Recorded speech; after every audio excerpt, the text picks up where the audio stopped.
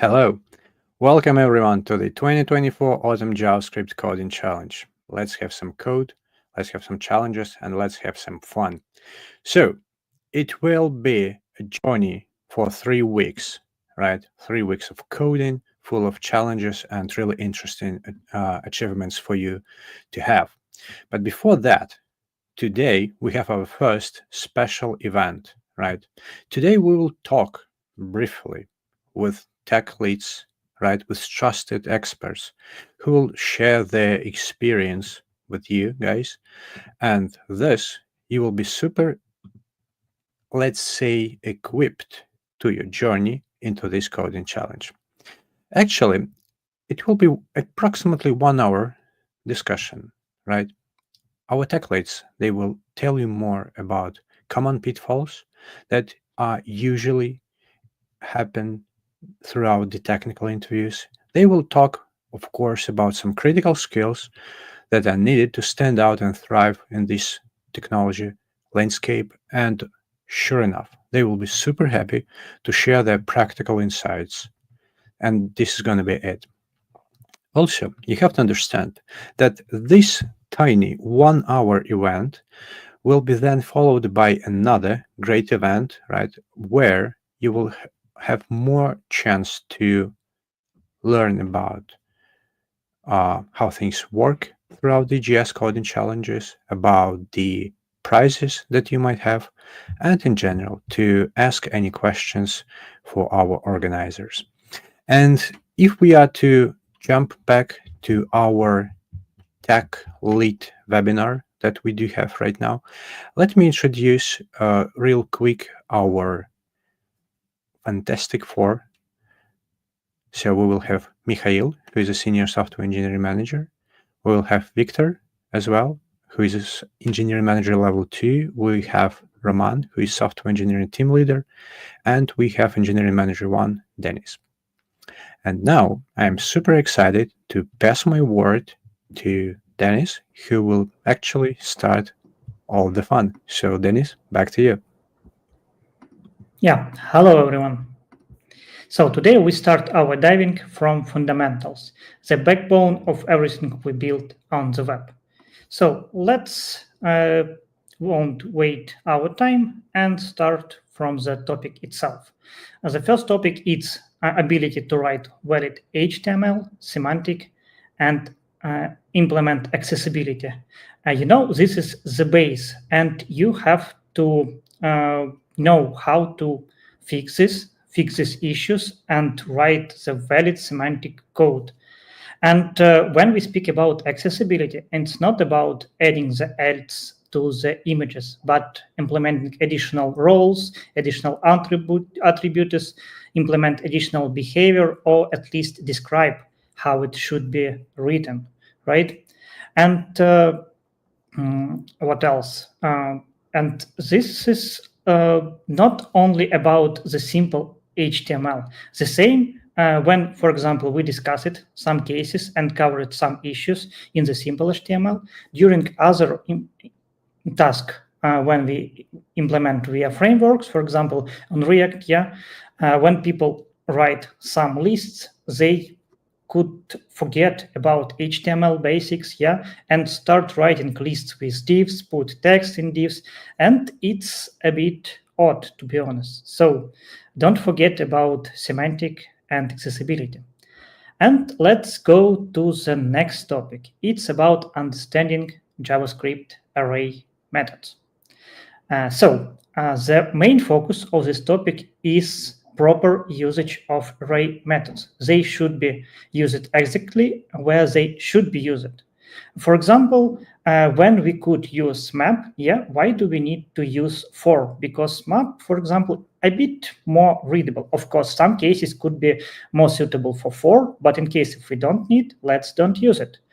Same as you could see on the example, related to the for each. Why do we need this additional variable? By the way, this example taken right from the real interview. Why do we need this additional variable if we could use radius, for example? And there are a lot of different cases when we could find other methods like every, sum, find, filter more proper, and drastically simplify the solutions.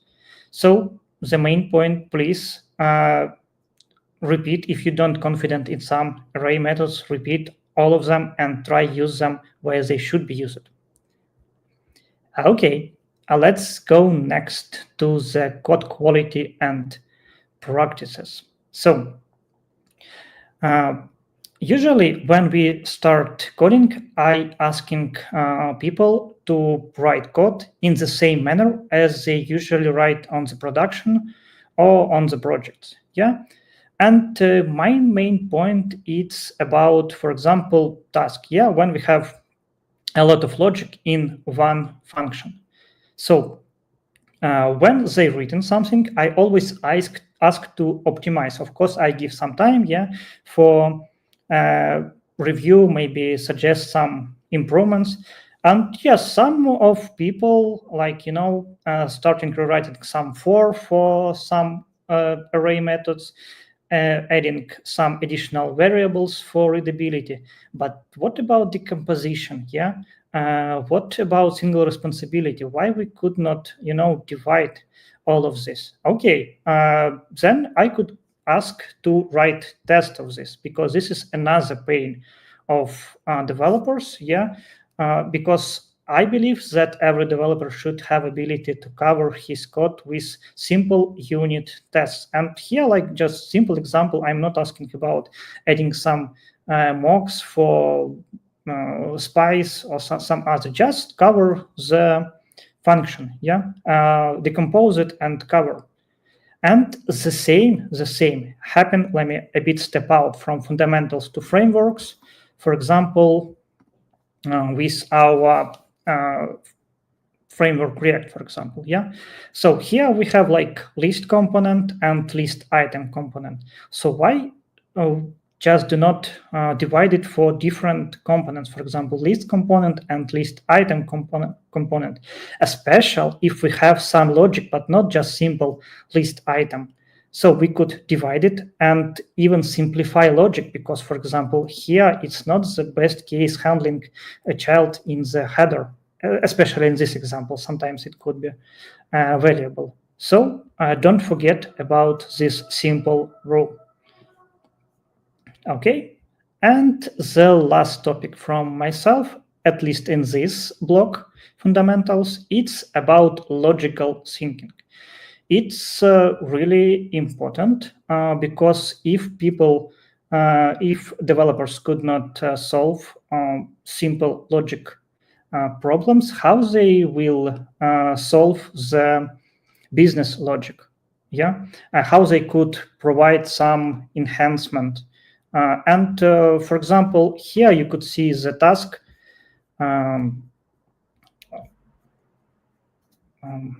For example, let's consider that this task for calculating time left to the next operation in seconds, yeah, executing callback and run new timer to the next operation. Sounds not difficult, but not always it could be solved. Then I could provide some pseudocode which could help people to create their logic, and sometimes even this do not help. So please train this. Yeah, I believe you could find a lot of tasks how could train your logical thinking with solving different tasks. So I believe that is all from my side, and passing my word to Victor. Hi guys, this is Victor. So I fully agree with our speaker according to the whole the steps that you should keep your code as simple as possible. Don't hurry up without any rush. As well, I wanted to add that it's highly important to keep calm during the interview session and be in a good mood and don't rush at all. So you should remember that the interviewer from the another side is also the human, and it's highly important to keep positive within of the interview, and probably it will help you to pass it as smooth as possible. So Misha, your turn. Hi guys. I would also say that knowledge of this fundamentals part about language like JavaScript or CSS or React or Node.js is very important for this hire decision actually during the project interview. Because if project asks for some specific set of skills, they will definitely check these skills.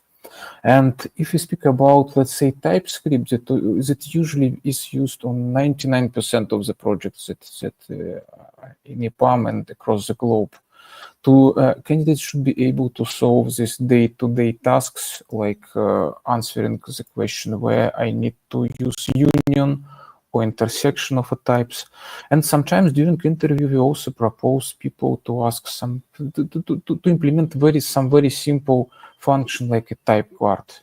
For instance, on this example in black, you see that we have a fish and bird, and it's some kind of union type that function that can return both of them, and that we need to implement a type guard, write this one line of code, and to be frank, for maybe more than half of the interviewers, it's become a problem to write even such simple thing.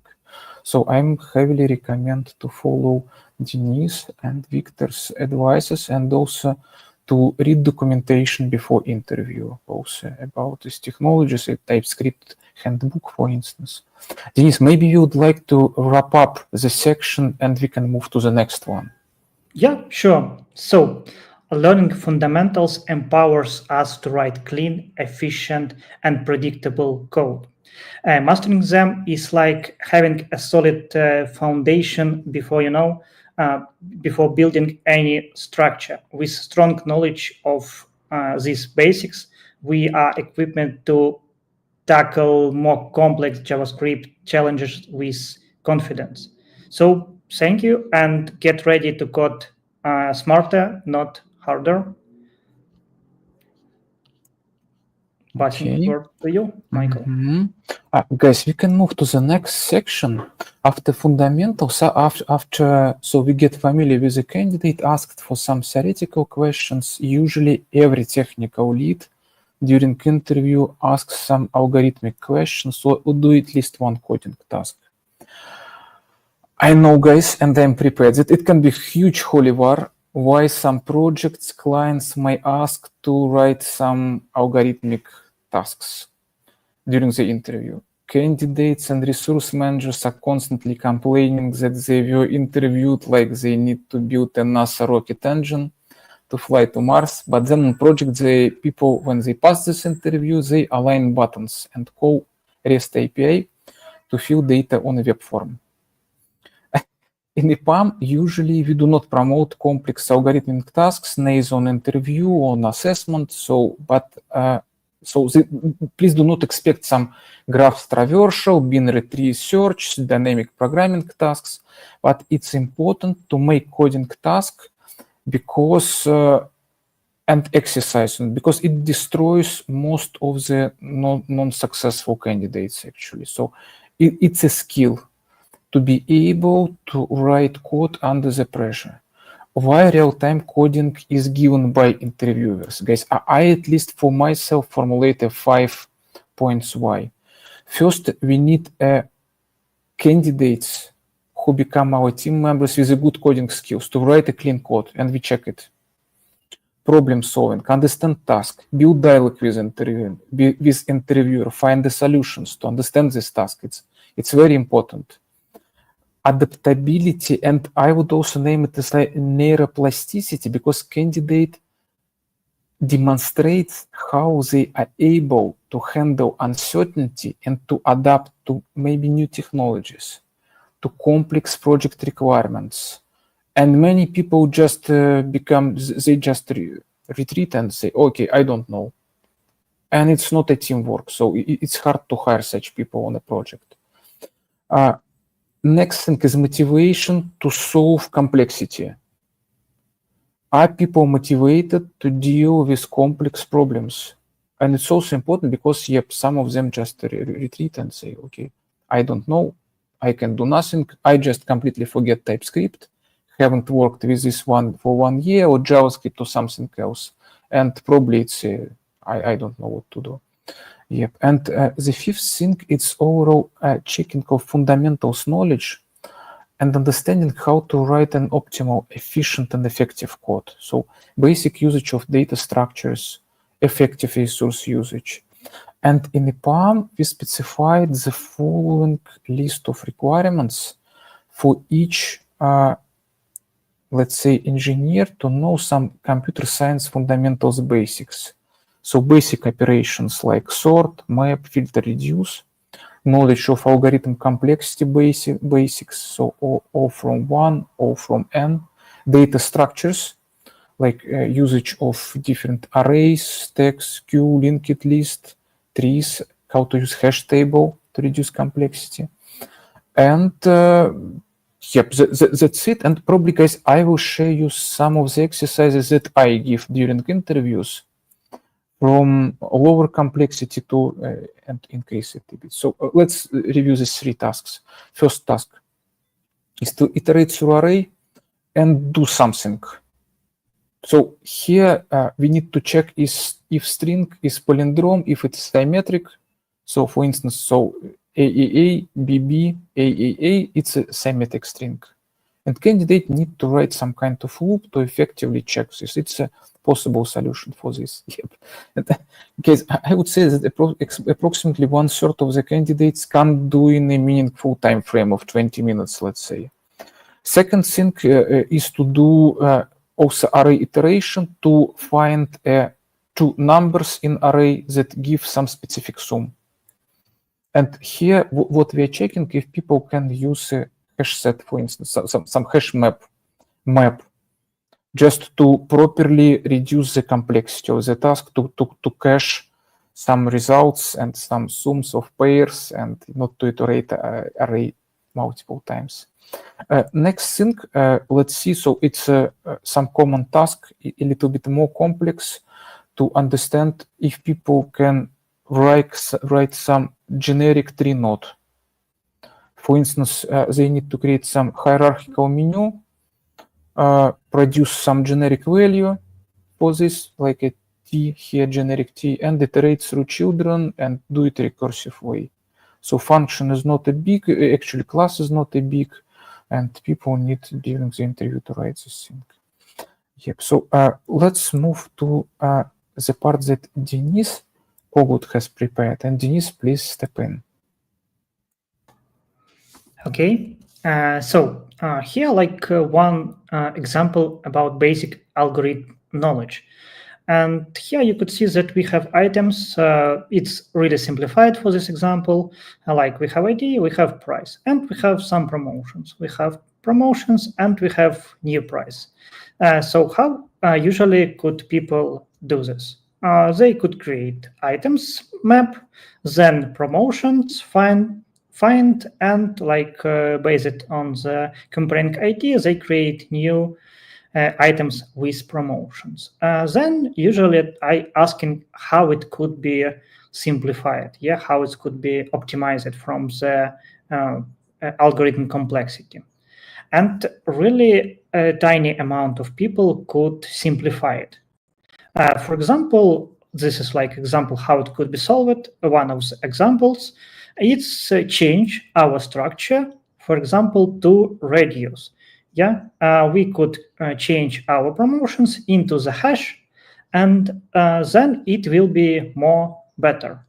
And this is on this interview, I usually don't ask about, could you please calculate from big O perspective how much complexity has this one or this one? No, it's not about, but for this,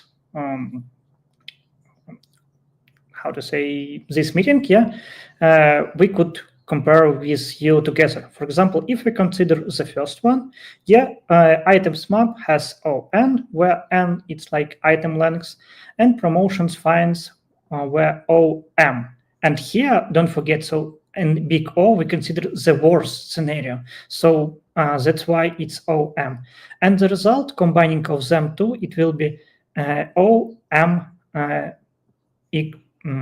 multiply N. And if we consider radius, so first iteration, it's reduce OM. Then when we have hash, it's like O from 1 because it's pretty easy when we from the object we find by ID.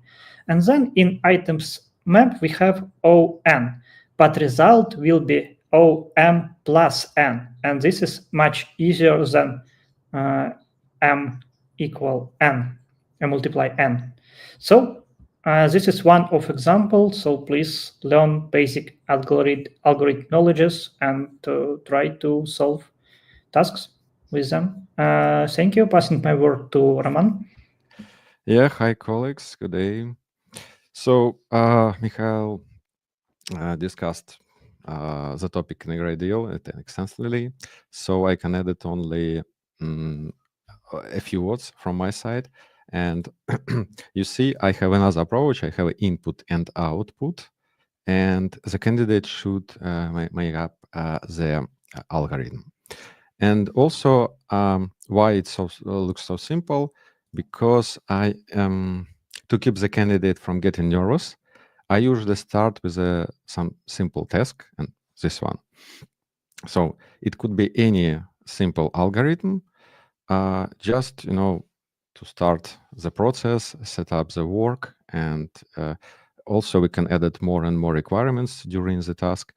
And simple tasks should be done fast, like a few minutes, and then we can switch to bigger task. So I can say, yeah, that's all from my side, and we can summarize this algorithm topic. So, Mikhail, could you please summarize? To say summary, in general, guys, what would be our unified recommendations here? If you want to have a better coding interviews, you should do the coding more. To try to solve some of these tricky tasks actually, and just to practice your skills. There are two opportunities to do this thing. First, you can go to resources like LeetCode and at least solve several basic tasks just to empower your muscles with this skill and mental muscles. And the second thing is, I hope Ekaterina will also share a link for you, and you will stay for the next 30 minutes or even hour, and to understand about JavaScript coding challenge and exercises that you would be advised to do to compete for the prizes and for instance to practice your skills in coding a lot. Yep. So now we are moving next, and Roman, please take your word about frameworks. Yep. Yeah, thank you, Mikhail. So here we collected topic related to frameworks, and in my case, this is a React. But I think the common rules are the same. So let me zoom as much as possible. Yeah, here again, some simple application. This is a countdown. And usually I ask candidates just to write a callback to change this countdown, start. We need to use set timeout here. And usually candidates use state here. Then I ask to use ref. And then, so you see, I change requirements step by step and see how candidate can adapt to the changing requirements, how fast he will write, how he remember or them remember API of React. So yeah, and at the end, I ask to do not use any state or ref, and it moves us to use effect API, etc., etc. So again, this is a fast, simple example, but sometimes candidate took a lot of time here. So this is a red flag for us. Yeah. Also, as I worked on e-commerce project, for us it's very important to to have a styling knowledge, CSS knowledge. And the simplest approach, just ask candidate open our site on production, ask to change something. Yeah, the popular topic centralize the element, but also I asked some task like edit border for something, change size, and not only for one element, but for each element. For example, in carousel, change border for each element, and candidate should write new rule, should rewrite old rules, and do not use important. So nowadays I see some a lack of CSS knowledge, but if you're going to join e-commerce project, is still very important. Also, yeah, I share my experience. So in my project, we're currently migrating to SSR, and we're asking questions related to migration. Like, do you have experience of migration? What step did you use, or do you have any improvements of such steps and process? So, but we can use such experience to any migration from one thing to another thing. In my case, this is a React, from React to Next.js, but it can be any case, like from monorepo to usual repo, etc., whatever. So be ready to answer question about your previous experience and which steps did you use. You should refresh this knowledge, probably return to your notes or something like this. And you should think about how to improve it. Usually after some task, we have more understanding how to do it. So also you should share your thoughts about next step, about next plan. If you start it again, how you improve it. Okay, let's go to the next topic. And sure, we ask some common global question. Again, I worked in e-commerce project, and for us, very important core web vitals metrics. So be ready to talk about why it's so important, how to measure it in your local machine, in some automatical tools, strategic to improve it, debug it, profile, etc., etc. And yeah, and general performance optimization, not only core web vitals, only about memory leaks, how to find slow place in your code, and also a very important thing. Again, I see the lack of this in my experience. Like people go to the interview and didn't prepare. Like they said, like I used old React and I didn't use modern, the last version, and I don't know the last hooks. So please prepare it for the interview. Read whole documentation, especially about new features, what was improved, about performance, about new instruments. So we can talk here about any framework, not only about React and Next.js. So, and again, in my project, important to test some global shared components. So Storybook, again, it's a popular instrument. And even if you didn't use it, I recommend to touch it, to check documentation, or use it in your pet project. I can suggest it for every feature in your framework.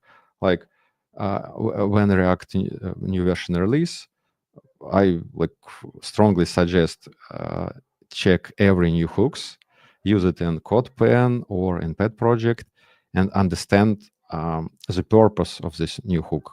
Not only API, but you need to understand why they added this and how you can use it in your current project.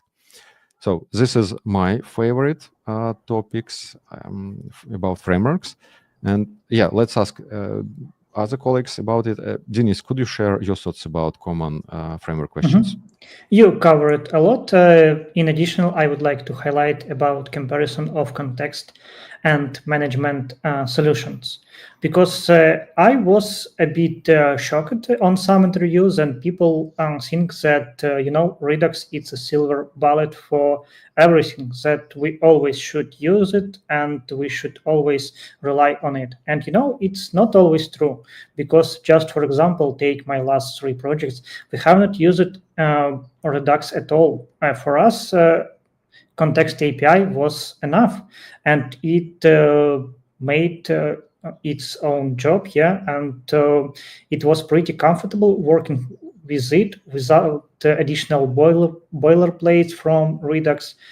And one of the questions is probably, could you please suggest when we should use some more complex management solution, or when some context will be enough? And sometimes you could hear some strange answers. So please dive into these topics, because knowing Redux or Context API differently, it's okay, but you should know the implementation and usage when you should use it, because Redux, it's not a silver bullet. And regarding React Context API, you should also be familiar not only with, yes, we could pass avoid property drilling with Context API, but knowing some tips, some nuances. For example, how we could optimize it, which drawbacks of using Context API, how to work if we have a lot of Context API inside each other, how we could optimize this, how it behaves, how component behaves themselves when they subscribe to different contexts. All of this matter, and if people don't know simple cases, it's a bit strange, because for many projects, Redux, it's not the main case. So please pay attention for this one, and passing my words to Michael. Thanks, Denis.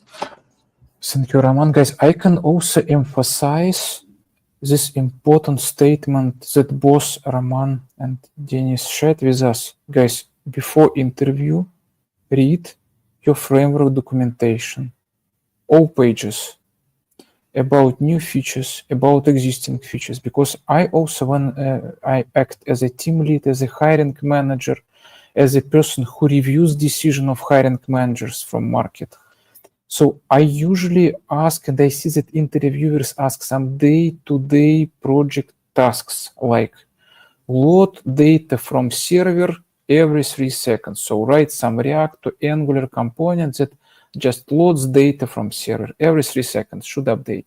So I just posted this use effect example that people just need to use this hook, be able to explain and code according to some key principles and rules. For instance, then I may ask a follow-up question. So let's assume that this component was destroyed.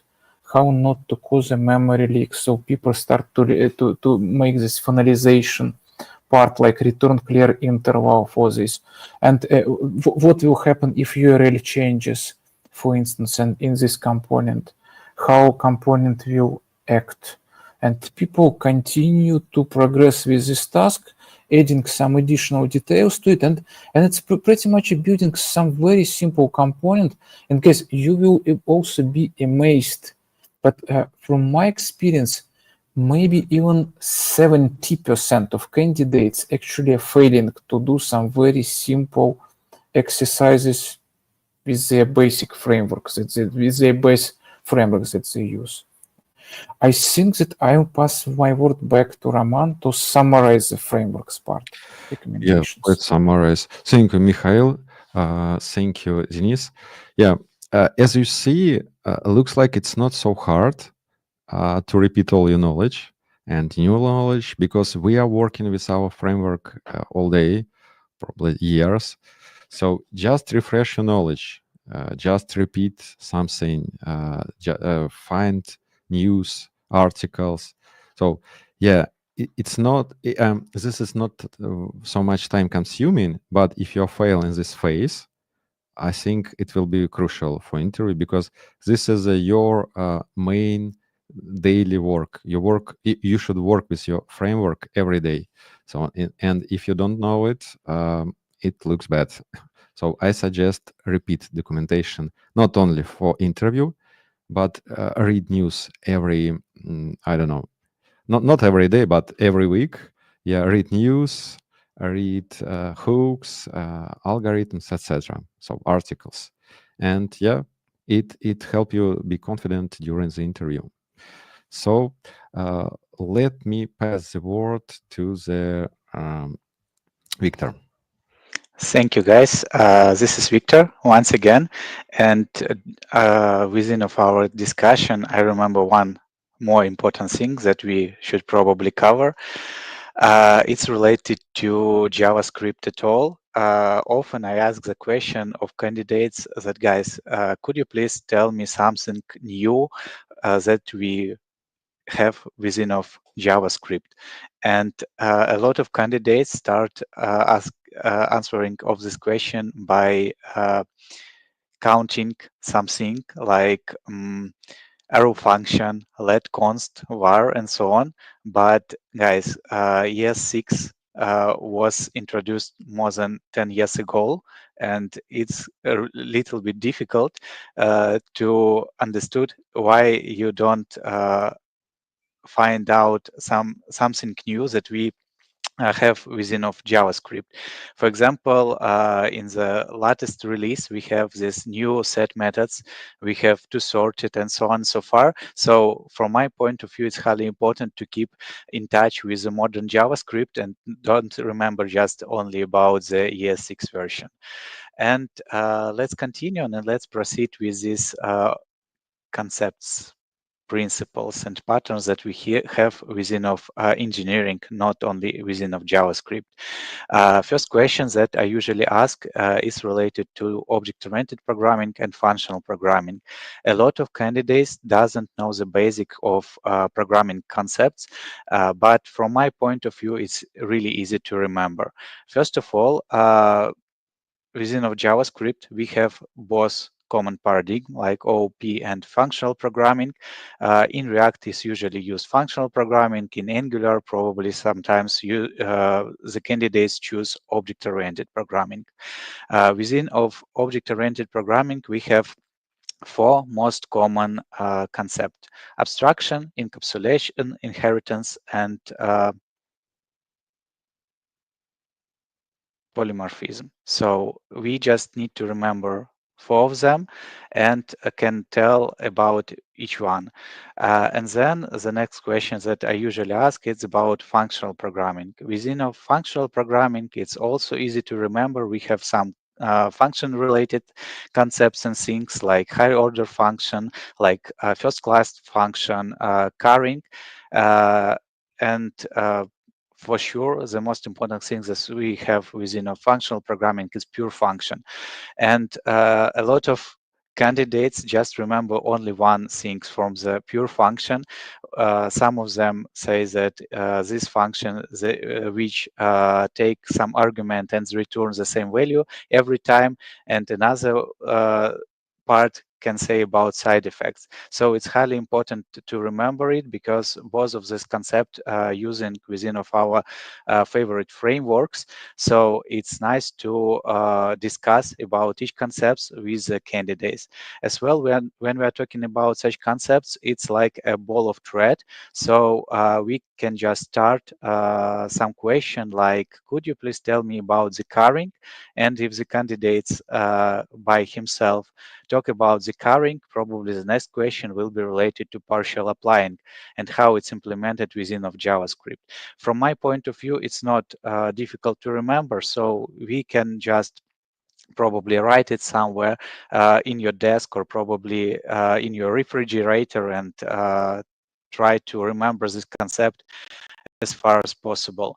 So the next topic that I wanted to discuss, it's a solid principles. It's also really easy to remember. It's acronym. Every letter means something. First letter means single responsibility. It's easier and we can use it everywhere. Is as well, usually I hear that people equal solid principles with object-oriented programming. In some books, it's right as well, but we can use solid concept elsewhere, even within of functional programming, within of React. So it's nice to remember for everyone. Open-close principle, open to extension but close to modification. List of substitution, when we can easy to substitute our parent by our child. Interface segregation, it means that everything should be simple as possible. And dependency inversion principle. the fatal error here is when the candidate can say that the last letter from the solid principle is dependency injection instead of dependency inversion. If the candidate says that, the next question will be related to the difference between these two concepts. The next interesting topic is related to Gov principles. Gov patterns is really usable and highly used within of programming. So it includes such things like creational pattern, behavior, and structural pattern. This will be really nice to check before the interview. Refactoring Guru site. Within of the site, you can check every pattern, and probably if the candidate just can say something about each of patterns, it's really nice. Sometimes it's really useful when the candidate can just bring real life example about each pattern, because we use this pattern every day. Gang of 4 guys, when they created this Gov patterns, they doing not from the head. They just described the already existed pattern. So if you go one by one about singleton, probably you can remember about the global object like window. You can just remember something about Redux. Sometimes people say that a singleton is possible using the Redux. If you remember about pure fabrication or about the fabric method, you can remember like object create methods, or when we're trying to implement or create some new node within of our DOM elements, it's also use these patterns. The last but not the least is related to grasp. I heard only several times when the candidates can answer the questions that related to grasp patterns, but from my point of view, it's not about the programming paradigm. It's also related to real life, and probably it's more about philosophy than the programming paradigm. When we are talking about grasp, it's really interesting topic. It's about general responsibility assignment software patterns. It's not really a patterns like a Gov patterns, because within of the Gov we have a discussion about each pattern within of the grasp. As I talked before, it's more about the philosophy. So when we are talking about the grasp, the main things that we have inside of it, it's pure fabrication, it's creator, it's also low coupling, high cohesions. It's also related to Demetrio laws. So when we are talking about this topic, it's highly important to recognize that grasp pattern cover not only like these patterns, but also object-oriented programming at all, and some principle of solid. For example, open-close principle, it's the same like a protected variation that we have within of the grasp. So I will share the useful link with you, and probably it also will be helpful for you to preparation for the next interview. If you are trying to apply for lead and roles above of lead, it's highly important to understood every topic from here. And I pass my word to Mikhail. Thank you, Victor. As Victor told, so most of the concepts of this area about design thinking and problem solving are mostly for candidates who are going to a levels and higher than senior. So it's already distinguished between middle, senior, and lead level candidates. And here, at least, I prefer to ask some, how to say, real work problems and some imaginary case problems, just to see how candidates can adapt, think, share their productivity, wideness of expertise, and depth of skill. So just a couple of examples. So let's assume that client asked your team to build some real-time client support chat in the current website.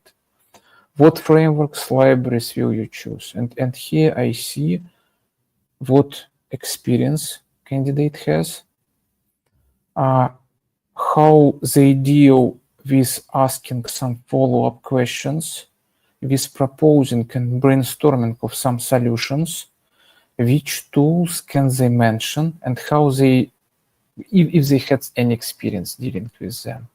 And it's about wideness of overall understanding and ability to brainstorm, to ask questions, to collaborate, to try to solve the problem, to understand and solve it.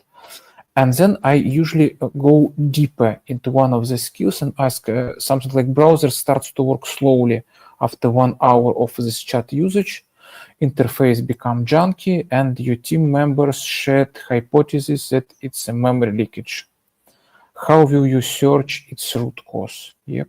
So, and here for candidates who already demonstrated a good wide expertise here, there is a chance to demonstrate a depth of knowledge of how they use different tools, how they do snapshots of memory, debug it. Maybe they already have such experience before and they did it specifically in Angular, somehow get rid of memory leaks on in Node.js somewhere. So it's all valuable. So guys, here it's important to have this positive and optimistic attitude, continue to speak and to think, because nobody knows the right answers to all the questions, but we are willing to collaborate and to hire team members who also can do this and who can lead the teams as on a senior and lead level positions on the projects. Also, time to time, I also prefer to ask uncommon project situations. So it's about like, imagine the middle of the sprint, client brought you big epic, 30 pages of documentation, ask to quickly estimate it with a team. What will you do? What estimation techniques will you choose? And because you see pretty much the same pattern here. So just I sit together with the candidates, ask this thing and see how they will deal with this thing. So if they had expertise like that before, what techniques that they will use, what questions they will ask, if they would decide to somehow to collaborate with other team members, escalate this thing, involve other team members into discussion, how well as a team players they are in dealing with a very complex and time-sensitive problems with the pressure. Overall, how to say, motivational level of people to deal with this uncertainty also revealed very easy in such uncommon questions. And probably the third scenario about also willingness to think. So just an example, you notice, so I just take one of the aspects from maybe from the previous candidate's experience or from current project. And thus, so we noticed that some of the service calls another service and this another service works slowly. Response with error, client asked you to brainstorm optimization options. And also, what AWS services can help you with different optimizations. So it's AWS specific and people can here share some profiling, look analysis, CloudWatch experience, some caching approaches like apply Redis, Elastic Cache, OpenSearch, some introduce some CloudFront layers to protect this service, or even propose to rewrite this service somehow to collect this metric, to also help it collaborate with other distant team to share with them some help in optimizations, or even put something like async communication, put something like SQSQ, for instance, in between. So it can be various options. And here we just see how people are, even how the mood reflects their ability and desire to work on interesting tasks. I believe that's it on my end. And Vitaly, returning microphone back to you to make a summary of this interesting section.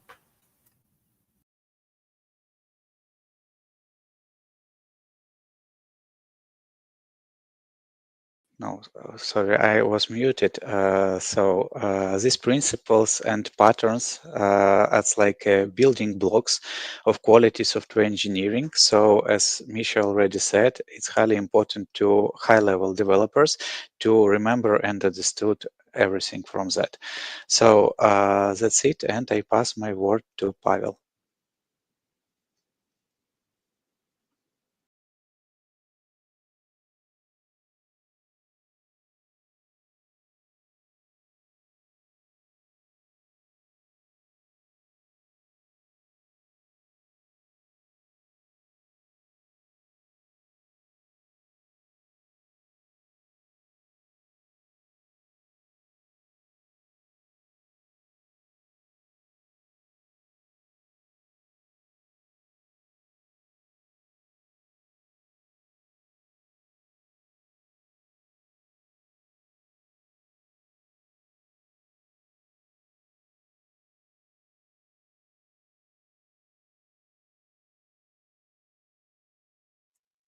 So, yeah, guys, unfortunately, Pavel has technical issues, but actually we are finalizing this stream. So I hope that all of us shared some important insights for you to help with your future interviews, and also to some best practice how that you can reuse on your interviews that you are organizing inside your team.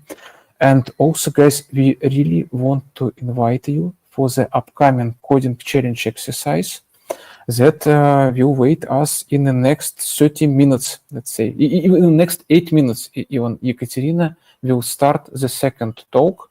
It would be 30 minutes intro for this important challenge. And guys, let's make some quick break and meet together in 7 minutes.